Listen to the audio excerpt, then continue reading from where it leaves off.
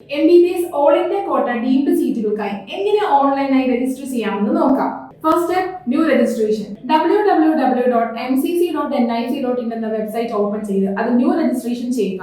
New registration ചെയ്യാനായി നിങ്ങളുടെ യാതൊരുവിധ ഡോക്യുമെന്റ്സും സബ്മിറ്റ് ചെയ്യാതെ തന്നെ ഡീറ്റെയിൽസ് എൻ്റർ ചെയ്തുകൊണ്ട് രജിസ്റ്റർ ചെയ്യാൻ സാധിക്കുന്നതാണ്. കൂട്ടത്തിൽ രജിസ്ട്രേഷൻ ഫീ ആയ 2,50,000 രൂപ ഓൺലൈനായി പേയ്മെന്റ് ചെയ്യാവുന്നതാണ്.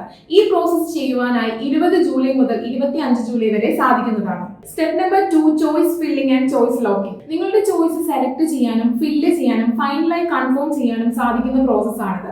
ഈ പ്രോസസ് ചെയ്യുവാനായി 22 ജൂലൈ മുതൽ 26 ജൂലൈ വരെ സാധിക്കുന്നതാണ്. Step number 3, processing of seat allotment. Seat allotment പ്രോസസ്സുകൾ ജൂലൈ 27 മുതൽ 28 വരെ നടക്കുന്നതാണ്. Step number 4, result publishing. July 29 seat allotment റിസൾട്ടുകൾ പബ്ലിഷ് ചെയ്യുന്നത്. Step 5, document submitation. റിസൾട്ട് ലഭിച്ചതിന് ശേഷം ജൂലൈ 30 നിങ്ങളുടെ ഡോക്യുമെന്റ്സ് ഓൺലൈനായി അപ്ലോഡ് ചെയ്യാവുന്നതാണ്. Step number 6, reporting and joining.